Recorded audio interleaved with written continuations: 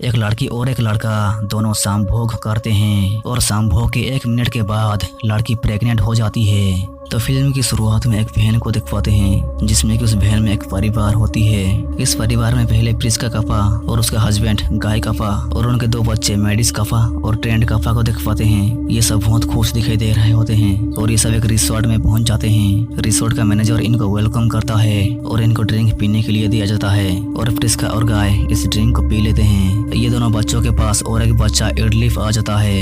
ये सब होटल के कमरे में आने के बाद ये तीनों तो बहुत खुश होते हैं, लेकिन प्रिस्का खुश नहीं दिख रही होती है। ट्रेंड और इडलिफ दोनों बीच में सबके साथ घुल मिल रहे होते हैं, सबके साथ बातचीत करने लग जाते हैं। फिर हम यहाँ पर देख पाते हैं कि प्रिस्का और गाय दोनों झगड़ रहे होते हैं क्योंकि प्रिस्का गाय से डाइवोर्स लेना चाहती है। ये दोनों झगड़ रहे होते हैं, तब ये दोनों बच्चे गुमसुम से बैठे हुए उन दोनों को झगड़ते हुए सुन रहे होते हैं। फिर रात होने के बाद बीच के पास एक आदमी को दिखवाते हैं जो कि वो नांगी पूंगी लड़की के साथ एंजॉय कर रहा होता है। सुबह होने के बाद क्रिस्टल और उसकी बेटी कैरा को दिखवाते हैं और यह चार्ल्स क्रिस्टल का पति और ये चार्ल्स की माँ यहाँ पे चारों बैठ के एंजॉय कर रहे होते हैं। तब ये रिजॉर्ट का मैनेजर इनको बताता है कि इस आइलैंड के एक जगह पे एक प्राइवेट बीच है जो कि उस बीच को लोगों के लिए ढूंढना नामुमकिन है। लोग उस प्राइवेट बीच को ढूंढ नहीं पाते हैं और बताता है कि उस बीच पे आपको बहुत मजा आने वाला है। मैं सिर्फ खास मेहमानों को उस बीच के बारे में बताता हूँ। ऐसे कहते इनको उस प्राइवेट बीच पे जाने की ऑफर करता है और ये सब ये सुन तो पिघल जाते हैं, जाने के लिए एक्साइटेड हो जाते हैं और प्राइवेट बीच में जाके मजे करने के लिए तुरंत मान जाते हैं। फिर यहाँ पे इडलिफ आता है ट्रेंड को कुछ बताने के लिए। इडलिफ ट्रेंड को कुछ बताता उससे पहले ये मैनेजर इसको लेके जाता है।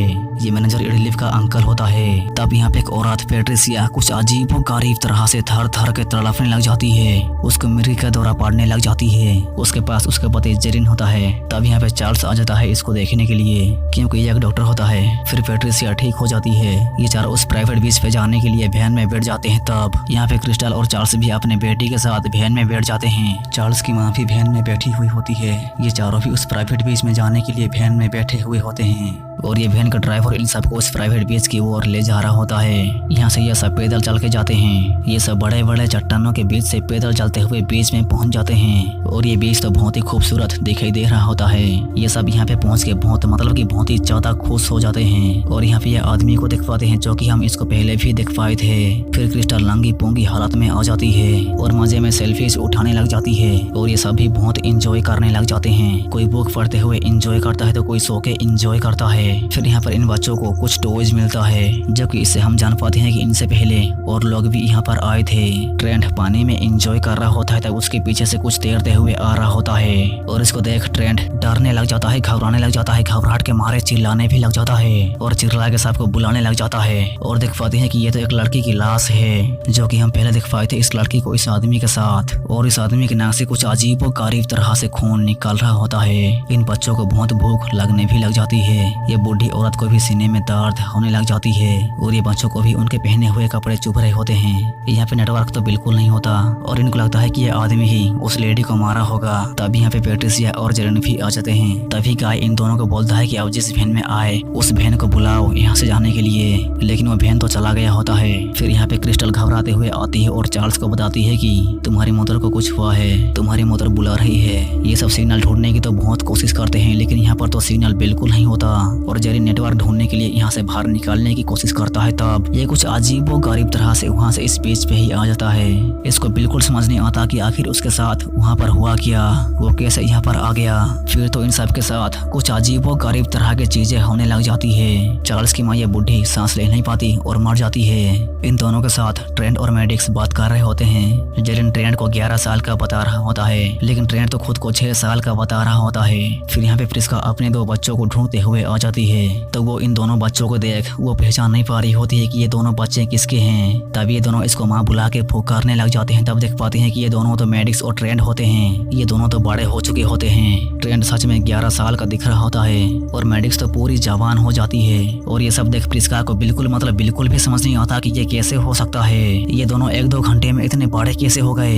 यहाँ से ये आदमी दौड़ के भाग रहा होता है और चार्ल्स उसको पकड़ने के लिए बाहर की ओर दौड़ के भागने लग जाता है। तब इन दोनों को कुछ होने लग जाता है। इन दोनों का सर अजीबो गरीब तरह से घूमने लग जाता है। फिर वो दोनों अपने आप को बीच के पास पाते हैं। इन दोनों को भी बिल्कुल समझ नहीं आता कि आखिर वहाँ से यहाँ कैसे पहुँच गए। फिर ये सब यहाँ से बाहर निकालने के लिए कोशिश तो करते हैं, पर ये सब कुछ अजीबो गरीब तरह से ये बीच पे ही आ जाते हैं। ये सब यहाँ से भाग नहीं पाते, बिल्कुल भाग नहीं पाते। इन सब को बिल्कुल समझ नहीं आता कि आखिर इन सब के साथ हो क्या रहा है। फिर चार्ल्स इसको गाल पे चाकू से मार देता है, पर खुद चार्ल्स को पता नहीं होता कि आखिर इसको वो क्यों मारा। लेकिन फिर गाल को देखने के बाद इन सबको देखने को मिलता है कि इसका घाव तो अजीबो गरीब तरह से, मतलब कि कुछ अजीबो गरीब तरह से सेकंडों में ठीक हो जाता है। उसके बाद तो ये सब पूरी तरह से हक्के बक्के हो जाते हैं कि ये सब आखिर हो क्या रहा है। फिर ये सब प्लानिंग करते हैं कि आखिर ये सब यहाँ से निकले कैसे। तब फ्रिस्का की दम घुटने लग जाता है और वो बेहोश हो जाती है।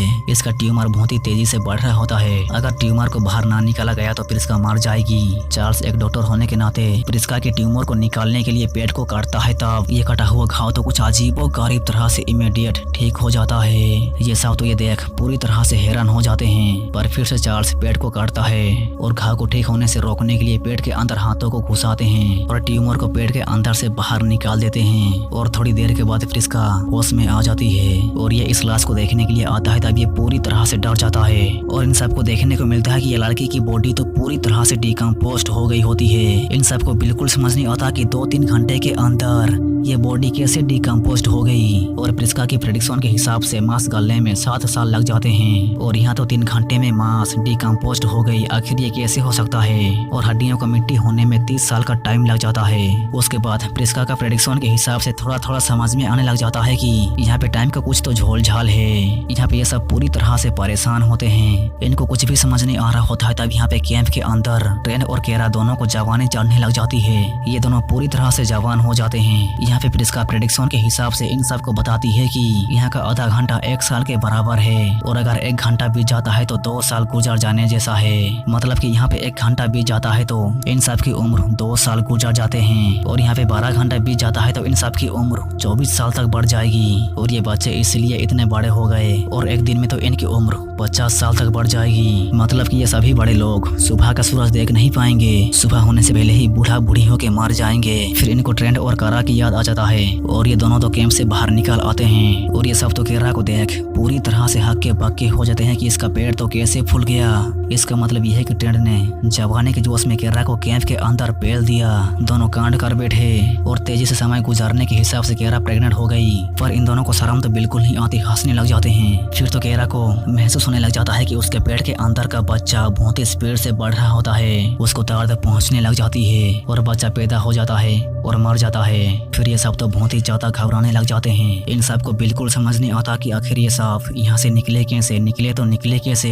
चार्ल्स की मानसिक संतुलन बिगाड़ने लग जाती है। वो दिमागी तौर पे बीमार होता है। वो पागलों के जैसे हरकतें करते हुए इसको मार देता है। फिर जेरिन दूसरा बीच को ढूंढ के हेल्प लाने के लिए समुद्र की ओर जाता है और यहाँ से पता चलता है कि वो रिसोर्ट वाले इनको जानबूझ के यहाँ पे लाए हैं और इन सब के ग्रुप में कोई ना कोई बीमार है। वो रिसोर्ट वाले इनको यहाँ चुन के लाए हैं और इन सब के पासपोर्ट भी उनके पास है। ये सब यहाँ पे मर जाएंगे तो किसी को भी पता नहीं चलेगा। फिर देख पाते हैं कि पहाड़ी के ऊपर से एक आदमी इन सब को देख रहा होता है। उसके बाद यहाँ पे मेडिक्स पानी में होती है। तब वो एक लाश को देख पाती है और लाश को देख पूरी तरह से डर जाती है। डर के मारे चिल्लाने भी लग जाती है। लाश को देखने के बाद पता चलता है कि ये तो जेरिन है। ये हेल्प लाने के लिए गया था लेकिन मर के आ गया। फिर केरा ये सबसे परेशान होकर यहाँ से निकालने के लिए चट्टानों के ऊपर उठने लग जाती है। ये सब केरा को मना कर रहे होते हैं कि मत चढ़ो बेटी, नीचे गिर जाओगी और मर जाओगी। लेकिन केरा तो इन सब की बात ना सुनते हुए अपनी पूरी कोशिश करते हुए ऊपर चढ़ने लग जाती है। वो ऊपर पहुंचने ही वाली होती है कि कुछ अजीबो गरीब तरह से वहीं रुक जाती है। वो वहीं बेहोश हो जाती है और नीचे गिर के मर जाती है। फिर यहाँ पे पेट्रिसिया को भी मिर्गी का दौरा पड़ने लग जाता है।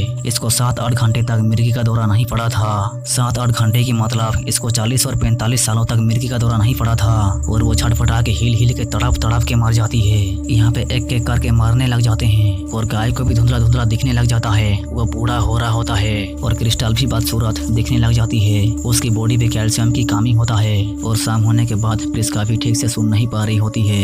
ये भी बूढ़ी हो रही होती है और जैसे शाम से रात हो जाती है वैसे ही प्रिस्का और गाय दोनों बूढ़ा बूढ़ी होने लग जाते हैं। ट्रेंट और मेडिक्स आग जलाने के लिए कुछ ढूंढ रहे होते हैं, तब इनको एक नोटबुक मिलता है, जो कि इस नोटबुक को मेडिक्स पढ़ने के बाद पता चलने लग जाता है कि अर्थ की इस जगह का मैग्नेटिज्म और बीच पर मौजूद लाख सालों से समुद्र में डूबी अनोखी मिनरल से भरी ये चट्टानें हमारी बॉडी के सेल्स को इफेक्ट कर रहे हैं। मतलब कि हमारी बॉडी के सेल्स की उम्र तेजी से बढ़ रही है और बॉडी सेल्स की उम्र बढ़ने की वजह से इन सब की उम्र भी तेजी से बढ़ रही है। और इसका एक सॉल्यूशन भी ट्रेंट को सोचता है कि अगर वो सब एक मेटल ट्यूब को बना ले तो वो सब मेटल ट्यूब के जैसे कुछ पहन के यहाँ से निकल सकते हैं, क्योंकि मेटल की कवरिंग बॉडी सेल्स को इफेक्ट नहीं कर पाएगा और इसलिए उनकी उम्र नहीं बढ़ पाएगा। मतलब कि यहाँ का आधे पानी में अनोखी मिनरल्स होते हैं और इसलिए हमारी बॉडी की सेल्स तेजी से बढ़ रही होती है और मेटल की कवरिंग से सेल्स की उम्र नहीं बढ़ पाएगी और इसी की वजह से इनकी उम्र भी नहीं बढ़ पाएगी। लेकिन इन दोनों को यहाँ पे मेटल ट्यूब बनाने के लिए कुछ नहीं मिलता। फिर ट्रेंट देख पाता है कि पहाड़ी के ऊपर तो कैमराज लगाए हुए होते हैं, कोई तो इन सब को रिकॉर्ड कर रहा है। यहाँ पे ये दोनों आराम से अपनी जिंदगी के कुछ पलों को बिता रहे होते हैं। तब यहाँ पे चार्ल्स आके गाय को चाकू से मारने लग जाता है। गाय को तो ठीक से देख नहीं रहा होता है और ये तो इनको चाकू से मारने लग जाता है। तब प्रिस्का इन दोनों के पास दौड़ के आ जाती है और इन दोनों को एक महफूज जगह पे छुपने के लिए कहती है। फिर इनके पास क्रिस्टल लंगड़ाती हुई आ जाती है। इसको कैल्शियम न मिलने की वजह से इसकी बॉडी पिचकने लग जाती है और उसकी हड्डियां अजीबो गरीब तरह से मुड़ के टूटने लग जाते हैं। वो दर्द के मारे चिल्लाने भी लग जाती है और खतरनाक तरीके से उसके हाथ पैर बॉडी की हड्डियां टेढ़े मेढ़े करके टूटने लग जाते हैं और वो मर जाती है। और यहाँ तो ये गाय को मारने में लगा होता है। तब प्रिस्का यहाँ पे पहुँच के जंग लगा हुआ चाकू से चार्ल्स को काट देती है और जंग खून में जाने के बाद धीरे धीरे करके जहर का काम करता है। लेकिन इसकी उम्र तेजी से बढ़ने की वजह से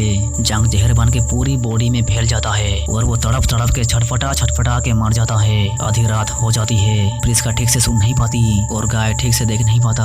ये दोनों बूढ़ी बूढ़ा के चरम पर होते हैं और इन दोनों के ये बीच खूबसूरत लगने लग जाती है। तभी दोनों अपने बुढ़ापे के समय पे कुछ मीठी बातें करने लग जाते हैं। ये दोनों जानते हैं कि सुबह होने से पहले अपनी बढ़ती उम्र की वजह से बुढ़ापे से मर जाएंगे और देखते ही गाय मर जाता है। इन दोनों के हाथ में कुछ नहीं होता और प्रिस्का मरने से पहले पानी के पास जाने की कोशिश तो करती है, वो जा नहीं पाती, वो भी मर जाती है। फिर सुबह हो जाता है और देख पाते हैं कि ये दोनों उम्र बढ़ने की वजह से पूरी तरह से चेंज हो जाते हैं। इन दोनों के पास भी लगभग 13 घंटे बचे होते हैं। 13 घंटे गुजर जाने के बाद ये दोनों भी अपने माँ बाप की तरह उम्र बढ़ने की वजह से बूढ़ा बूढ़ी होकर मर जाएंगे। लेकिन इन दोनों को मारने की बिल्कुल डर नहीं होता। दोनों खुशी खुशी हंसते मुस्कुराते हुए रेत में खेलने लग जाते हैं, क्योंकि ये दोनों एक दिन के पहले 6 और 11 साल के बच्चे थे और अब एक दिन के बाद ये दोनों 40 से 45 साल के हो गए। अजीब है। रेत में खेलते खेलते ट्रेंट को याद आ जाता है कि रिसोर्ट पे इडलिप ने उसको एक मैसेज दिया था, जो कि वो कल मैसेज को पढ़ा तो था लेकिन वो मैसेज को डिकोड नहीं कर पाया था। मतलब कि क्या लिखा हुआ है वो समझ नहीं पाया था और आप मैसेज को ठीक से पढ़ने के बाद उसको समझ में और पता चलने लग जाता है कि इडलिप उसको यहाँ से बाहर निकालने का हिंट दे रहा था। और इसमें लिखा हुआ होता है कि इडलिप का अंकल को, मतलब कि रिसोर्ट का मैनेजर को कोरल नहीं पसंद है। कोरल पोते जैसा कुछ होता है जो कि पानी के अंदर होता है और ये दोनों यहाँ से निकालने के लिए समुद्र के अंदर से अनोखी मिनरल की लहरों से बचते हुए कोरल के बीच से घुसते हुए तैरते हुए यहाँ से निकालने के लिए जाने लग जाते हैं। और ये कोरल के पौधे भी मेटल ट्यूब की तरह घिरे हुए होते हैं, इसके अंदर अनोखी मिनरल्स घुस नहीं पाते। ये दोनों जा रहे होते हैं तब मेडिक्स फंस जाती है और ट्रेंट वापस आता है मेडिक्स को छुड़ाने के लिए। पानी के अंदर सांस ना मिलने की वजह से इनकी सांसें फूलने लग जाती है। ये दोनों बाहर निकल नहीं पा रहे होते हैं तब पहाड़ी से कोई एक इन दोनों को कैमरास के जरिए नजर रख रहा होता है, जो कि ये वैन ड्राइवर है। और दोनों बाहर ना आने की वजह से इसको लगता है कि दोनों पानी में डूब के मर गए और ये रिसोर्ट का मैनेजर को कॉल करके बता देता है कि ट्रायल 73 के लास्ट बचे लोग भी मर गए, हमारा ऑब्जर्वेशन पूरा हुआ। इसका मतलब ये है कि ये वैन ड्राइवर पहाड़ी के ऊपर से कैमरास के जरिए बीच में उन सब के ऊपर ऑब्जर्व कर रहा था, मतलब कि नजर रख रहा था। और ये एक लैब के अंदर आ जाता है, जो कि यहाँ पे बहुत सारे साइंटिस्ट को दिख पाते हैं एक्सपेरिमेंट करते हुए। और यहाँ का मालिक एक ही है, ये रिसोर्ट मैनेजर। और ये सब मिल के लाइलाज बीमारियों की दवाइयों की यहाँ पे खोज करते हैं और दवाइयाँ बनाने के लिए उन सबको उस अजीबो गरीब बीच में एक्सपेरिमेंट करने के लिए भेज दिया था।